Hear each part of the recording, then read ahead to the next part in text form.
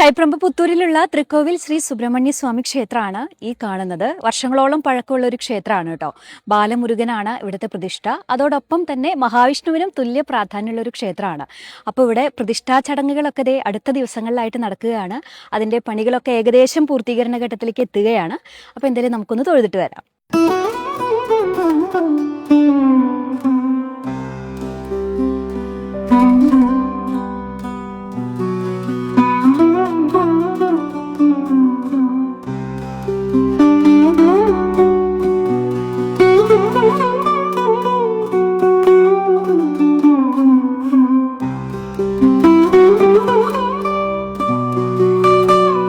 ആയിരത്തി 800 വർഷത്തോളം പഴക്കമുള്ള ഒരു ക്ഷേത്രമാണ്. ഇവിടെ ഒരു യജ്ഞഭൂമിയായിരുന്നു എന്നാണ് പറയപ്പെടുന്നത്. അതോടൊപ്പം തന്നെ ഒരുപാട് ബ്രഹ്മാലയങ്ങൾ സ്ഥിതി ചെയ്യുന്നു. അങ്ങനെയൊക്കെയാണ് ഈ ഒരു ക്ഷേത്രത്തെക്കുറിച്ചുള്ള ഐതിഹ്യം പറയുന്നത്. പുനരുദ്ധാരണ കമ്മിറ്റി അംഗങ്ങളും അതുപോലെ തന്നെ സുരേഷ് ബാബു പണിക്കരും ഒക്കെയാണ് ഇപ്പോൾ എന്നോടൊപ്പം ഉള്ളത്. അപ്പോൾ ഇവരുടെയൊക്കെ ഒരു നേതൃത്വത്തിലാണ് ഇതിൻ്റെ ഒരു പുനരുദ്ധാരണ പ്രവർത്തനങ്ങളൊക്കെ വളരെ സജീവമായിട്ട് നടന്നുകൊണ്ടിരിക്കുന്നത്. ഇവിടെ പ്രധാനമായിട്ടും ഇപ്പോൾ ആചരിക്കുന്നത് സുബ്രഹ്മണ്യനാണ്. സുബ്രഹ്മണ്യൻ എന്ന് പറഞ്ഞു കഴിഞ്ഞാൽ ഏകദേശം ഒരു 1800 വർഷത്തോളം പഴക്കമുണ്ടെന്നാണ് ഈ ക്ഷേത്രത്തിൻ്റെ ഒരു ചരിത്രം നമ്മൾ ഈ പുരാതനമായിട്ടുള്ള രേഖകളും കാര്യങ്ങളൊക്കെ പരിശോധിച്ചപ്പോൾ കിട്ടിയത്. ഈ സുബ്രഹ്മണ്യനോളം തന്നെ പ്രാധാന്യമുണ്ട് ഇവിടെ മഹാവിഷ്ണുവിനും. ഇതിൻ്റെ പ്രത്യേകത എന്ന് പറഞ്ഞു കഴിഞ്ഞാൽ ഒരു കോമ്പൗണ്ടിൻ്റെ ഉള്ളിൽ ഈ രണ്ട് തത്തുല്യ പ്രധാന ദേവതകൾ, അത് വളരെ അപൂർവമായിട്ടുള്ള സ്ഥലങ്ങളിലേ ഉള്ളൂ. ഇപ്പോൾ വടക്കുനാഥൻ്റെ ഒക്കെ മാതിരിയുള്ള അപൂർവ സ്ഥലങ്ങളിലേ ഉള്ളൂ ഇങ്ങനെയുള്ള പ്രധാന പ്രതിഷ്ഠകൾ. അപ്പോൾ സുബ്രഹ്മണ്യനും വിഷ്ണുവിനും തത്തുല്യ പ്രാധാന്യം കൊടുത്ത് ആചരിക്കുന്ന ഒരു മഹാക്ഷേത്രമാണ്. അപ്പോൾ ഇതൊരു മഹാക്ഷേത്രമായിരുന്നു എന്നാണ് പണ്ട് പറയുന്നത്. മഹാക്ഷേത്രത്തിന് വേണ്ടുന്നതായിട്ടുള്ള എല്ലാ ചടങ്ങുകളും ഇതിലുണ്ടായിരുന്നു എന്നാണ് ഐതിഹ്യം. അതിന് വേണ്ടതായിട്ടുള്ള വലിയ ബലിക്കല്ല്, കുളം, ആറാട്ടുകുളം അല്ലെങ്കിൽ പ്രദക്ഷിണ ചുറ്റൊക്കെ ഉണ്ടായിരുന്നതായിട്ടുള്ളൊരു ചരിത്രം കാണുന്നുണ്ട്. ഏതോ ഒരു കാലഘട്ടത്തിൽ പറയപ്പെടുന്നു ടിപ്പുവിൻ്റെ പടയോട്ട കാലഘട്ടത്തിലാണെന്ന് സംശയമുണ്ട് ക്ഷേത്രം ഇങ്ങനെ നശിപ്പിക്കപ്പെട്ടതായിരുന്നു. പിന്നീട് ഇപ്പോൾ കുറച്ച് ആൾക്കാരുടെ പരിശ്രമ നിമിത്തമാണ് ഇപ്പോൾ ഇതൊക്കെ ഇങ്ങനെ ഈ പുനരുദ്ധാരണമൊക്കെ നടന്നുകൊണ്ടിരിക്കുന്നത്. ഇവിടെ മഹാവിഷ്ണു എന്ന് പറഞ്ഞു കഴിഞ്ഞാൽ സാക്ഷാൽ ഈ വിഷ്ണു ആയിട്ട് തന്നെയാണ് ഇവിടെ പ്രതിഷ്ഠ. തന്നെയല്ല, ഗോപാലമൂർത്തിയാണ് എന്നാണ് സങ്കല്പമുണ്ട്. അപ്പോൾ അതിൻ്റെ പേരിൽ ഇപ്പോൾ ഈ കുട്ടികളുണ്ടാകാത്തവർക്ക് ഇവിടെ ഭജിച്ചു കഴിഞ്ഞാൽ കുട്ടികളുണ്ടാവുന്നതാണ്. പെട്ടെന്ന് കുട്ടികളുണ്ടാവാനും വിവാഹം നടക്കാനും വളരെ ഉത്തമമാണെന്നാണ് പറയുന്നത്. സുബ്രഹ്മണ്യനാണെങ്കിൽ ക്ഷിപ്രപ്രസാദിയാണ്, അറിയാലോ. ക്ഷിപ്രപ്രസാദിയാണ്, എന്ത് കാര്യം പ്രാർത്ഥിച്ചാലും ഉടനെ സാധിച്ചു തരുന്നൊരു മഹാമൂർത്തിയാണ് സുബ്രഹ്മണ്യൻ. ആ സുബ്രഹ്മണ്യൻ്റെ ഇപ്പോൾ ഇവിടെ തൈപ്പൂയാണ് ഇപ്പോൾ പ്രധാനമായിട്ടും ആഘോഷിച്ചു വരുന്നത്. എല്ലാ വർഷവും തൈപ്പൂയം എല്ലാ ചടങ്ങുകളോടും കൂടി ആഘോഷിക്കുന്നുണ്ട്. ഇനിയിപ്പോൾ ഈ പുനഃപ്രതിഷ്ഠയൊക്കെ കഴിഞ്ഞാൽ ഒന്നും കൂടി അതൊന്ന് വിപുലാക്കണം. ഇവിടുത്തെ ദേശവാസികളും പരിസരവാസികളും അല്ലെങ്കിൽ പുറമേ ഉള്ളവരും അടക്കം ഇവിടെ വന്ന് ഈ വഴിപാടുകളും കാര്യങ്ങളൊക്കെ ചെയ്യുന്നുണ്ട്. അതിൻ്റെ ഒരു പരിശ്രമമാണ് ഇപ്പോൾ നമ്മൾ ഈ വിജയത്തിലേക്ക് എത്തിയത്. ഇതെല്ലാവരും കൂടെ ഒന്ന് ഭജിക്കണം. ഇത് അത്രയും ശക്തപ്പെട്ട ഒരു ദേവതാസങ്കല്പങ്ങളാണ്. എല്ലാവരും കൂടെ ഉണ്ടാവണമെന്നാണ് എൻ്റെ ആഗ്രഹം. ഇതിന്റെ പ്രതിഷ്ഠാ ചടങ്ങുകളൊക്കെ വരികയാണ് അല്ലെ? 20-ാം തീയതി മുതലാണ്, 28-ാം തീയതിയാണ് പ്രതിഷ്ഠാ ചടങ്ങ് നടക്കുന്നത് അല്ലേ? 20-ാം തീയതി പ്രതിഷ്ഠ, 28-ാം തീയതിയാണ് പ്രതിഷ്ഠാ കലശം. 20-ാം തീയതി തൊട്ട് എൻ്റെ ചടങ്ങുകൾ ആരംഭിക്കും. 12 ദിവസം നീണ്ടു നിൽക്കുന്ന പരിപാടികളാണ് ഇവിടെ നടക്കുന്നത്. വിപുലമായിട്ടുള്ള പരിപാടികളാണ്. ആ പരിപാടികൾക്ക് ദേശവാസികളുടെ എല്ലാവിധ സപ്പോർട്ടുമുണ്ട്.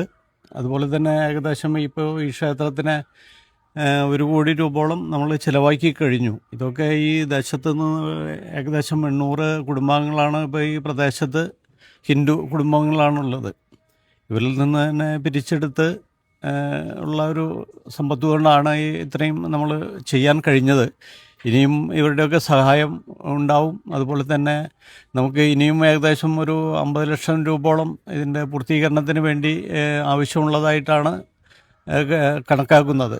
അപ്പോൾ അതും ജനങ്ങളിൽ നിന്ന് പിരിച്ചെടുത്ത് നമുക്ക് നല്ല രീതിയിൽ തന്നെ ഈ ക്ഷേത്രം പഴയൊരു പ്രൗഢിയോടുകൂടി ഇത് ചെയ്യണമെന്നുള്ളൊരു ആഗ്രഹം ഇപ്പോൾ ഈ നവീകരണ കമ്മിറ്റിക്ക് ഉണ്ട്.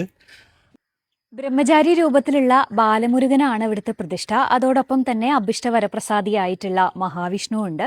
ഒരുപാട് വർഷങ്ങളായിട്ട് ഇവിടെ ഇങ്ങനെ പുനരുദ്ധാരണ പ്രവർത്തനങ്ങൾ നടന്നുകൊണ്ടിരിക്കുകയാണ്. അപ്പോൾ അതിൻ്റെ ഒരു അവസാന ഘട്ടത്തിലേക്ക് എത്തുകയാണ്.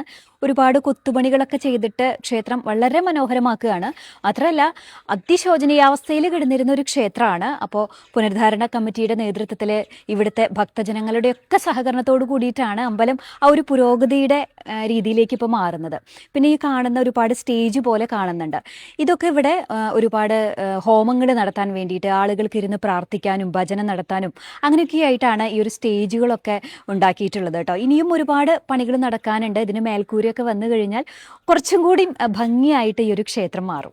അപ്പോൾ ക്ഷേത്രത്തിന്റെ പ്രസിഡന്റായിട്ടുള്ള മുകുന്ദേട്ടനാണ്. എങ്ങനെയാണ് ഇപ്പോൾ അതിന്റെ ലാസ്റ്റിലേക്ക് എത്തി നിൽക്കുകയാണ് അല്ലെ പുനരുദ്ധാരണ അതെ, പ്രവർത്തനങ്ങൾ? നമ്മൾ പ്രതിഷ്ഠ ഇനിയിപ്പോൾ ഈ ജനുവരി അവസാനത്തോട് കൂടിയിട്ട് പ്രതിഷ്ഠ നടത്തണം എന്നാണ് ഉദ്ദേശിക്കുന്നത്. കുറച്ച് വിപുലമായ രീതിയിൽ നടത്തണം. ഇപ്പൊ ഒരുപാട് വർഷങ്ങളായിട്ട് ഇതിന്റെ ഒരു പുനരുദ്ധാരണ പ്രവർത്തനങ്ങൾ ഇങ്ങനെ നടന്നുകൊണ്ടിരിക്കുകയാണ് അല്ലെ? അതെ, ഒരുപാട് കാലമായി. കാരണം 2-3 തവണയായിട്ട് ഇവിടെ അഷ്ടമംഗല പ്രശ്നം നടത്തുകയും അത് നടക്കാതെ പോവുകയും വേണ്ട മാതിരി പ്രവർത്തിക്കാൻ പറ്റാതെ പോവുകയും ചെയ്തു. ഈ ജനുവരിയോട് കൂട്ട് പ്രതിഷ്ഠ നടത്തി അന്നദാനം മുതലായ കാര്യങ്ങളൊക്കെ നടത്തണമെന്നാണ് പ്ലാൻ ചെയ്യുന്നത്.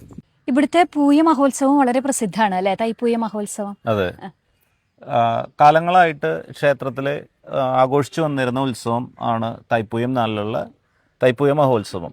ഇവിടുത്തെ വിവിധ ദേശങ്ങളിൽ നിന്നുള്ള ദേശക്കാവടികളോടുകൂടെ അതുപോലെ തന്നെ രാവിലെ ക്ഷേത്രത്തിൽ കുട്ടികൾക്കടക്കം കാവടി എടുത്ത് ഭഗവാനെ പ്രദക്ഷിണം വയ്ക്കാനുള്ള സൗകര്യം ഇവിടെ എല്ലാ വർഷവും തൈപ്പൂയത്തിന് ഉണ്ട്.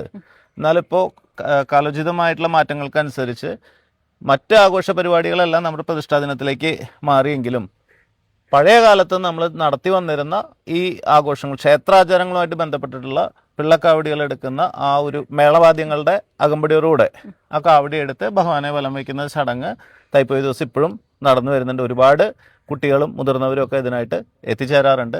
രാവിലെ നമുക്കത് വിവിധ ദ്രവ്യങ്ങൾ, ഇപ്പോൾ പാൽക്കാവടി അതുപോലെ തന്നെ ഇളനീർ കാവടി, അങ്ങനെ ഭഗവാന് സമർപ്പിക്കുന്ന വിവിധ ദ്രവ്യങ്ങൾ വെച്ചിട്ടുള്ള കാവടികളാണ് രാവിലെ നടക്കുന്നതെങ്കിൽ സന്ധ്യാസമയത്ത് അത് ഭസ്മക്കാവടി മാത്രമാണ് എടുക്കുക.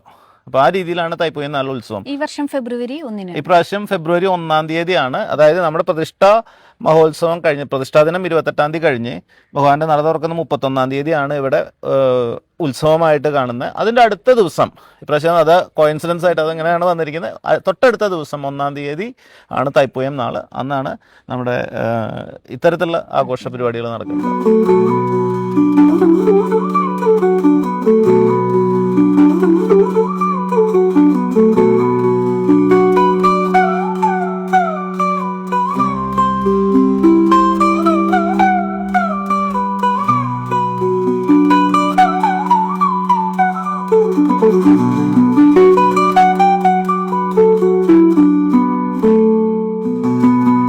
പിന്നെ ഞാനും ഈ അമ്പലമായിട്ട് കുറച്ചും കൂടി അഭേദ്യമായിട്ടുള്ളൊരു ബന്ധമുണ്ട് കേട്ടോ. കാരണം എൻ്റെ നാടാണ് കൈപ്രമ്പ് പുത്തൂര് എന്ന് പറയുന്നത്. ഞാൻ ചെറുപ്പത്തിലൊക്കെ എന്നും വന്ന് തൊഴുതിരുന്ന പ്രാർത്ഥിച്ചിരുന്ന ഒരു ക്ഷേത്രമാണ്.